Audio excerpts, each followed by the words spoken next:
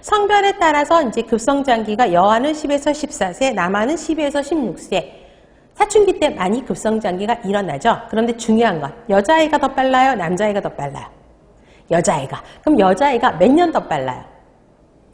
2년. 그쵸? 그거는 외워야 되겠죠? 여자애들이 2년 정도 더 신체적 성장이 빠르다라고 보시면 되겠습니다. 그 다음에 상호 관련성이 있다는 건 반복했으니까 안 해도 되죠.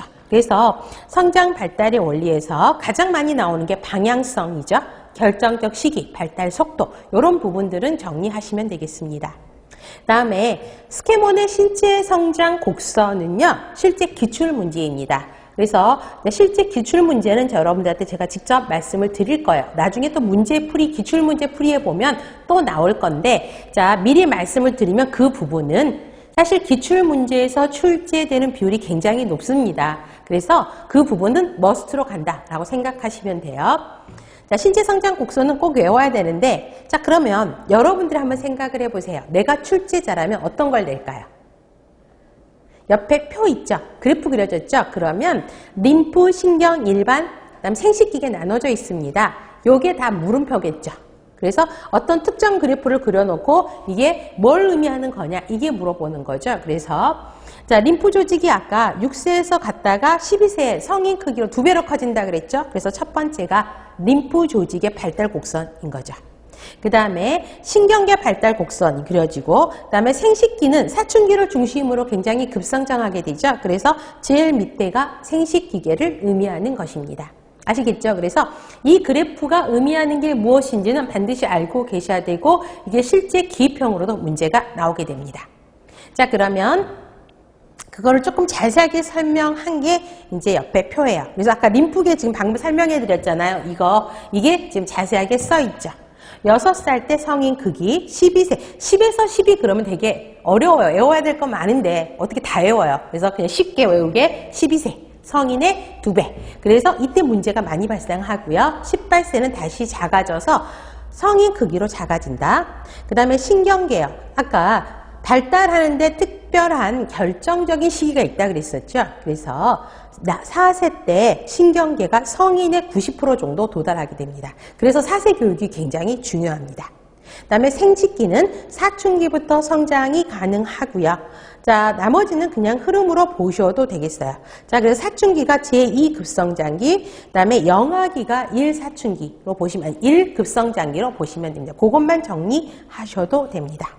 자, 그래서 아까 림프계도 성인에서 12살 때까지가 최대로 되죠. 편도선도 마찬가지예요. 그래서 항령 편도선도 림프랑 같이 항령 전기부터 커지기 시작했다가 점점 커졌다가 점점 나중에 작아지거든요. 그래서 편도 아데노이드 쪽의 문제도 그때 발생하게 되는 것입니다.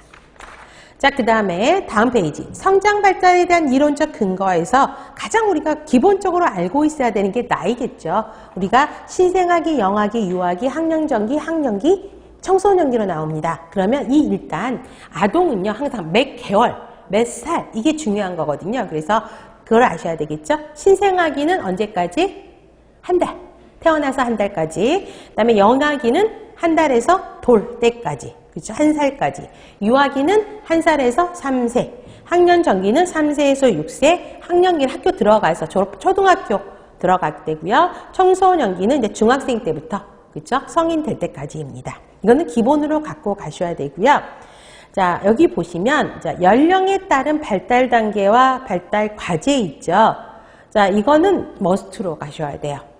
자, 이거는 물론 나중에 프로이드의 이론, 에릭슨의 이론, 피아제의 이론, 그 다음에 콜복의 이론을 다 따로따로 정리를 할 거야. 그런데 시험 문제는 이거를 다 섞어놓고 예를 들어서 이 애가 몇 개월인데 프로이드의 어느 단계고 에릭슨의 어느 단계고 피아제의 어느 단계이냐 이거를 이론가별로 정리해서 써라 이렇게 기입형으로 나오는 거거든요. 그래서 특히 가로 2번은요. 가로, 세로, 대각선까지도 외워야 되는 아주 기본이 되는 문제라고 생각하시면 돼요. 나중에 다시 설명을 드릴 건요. 간단히 설명하고 넘어갈게요. 자, 프로이드는 성심리를 갖고 이야기를 하고 있죠. 그러면 가로 3번을 먼저 하고 나중에 마지막에 정리 차원으로 2번을 정리하면 되겠어요. 그죠? 자, 2번도 실제 기출로 나왔고 단계에 분류하는 거. 자, 3번도요. 프로이드 성심리 발달 이론이 16년도에 문제가 나왔었거든요. 그만큼 중요합니다. 자, 성심리가 발달한대요. 그래서 프로이드가 성심리를 어떤 에너지, 심리적인 에너지라고 이야기를 하는데 뭐라 그러죠? 어떤 거라고 이야기하죠? 리비도를 강조합니다. 그래서 그 성적 성심리, 몸의 한 부분에서 리비도가 다른 부분으로 옮겨가면서 이 성에 대한 만족도의 변화를 보는 것이 프로이드의 성심리 발달 이론입니다.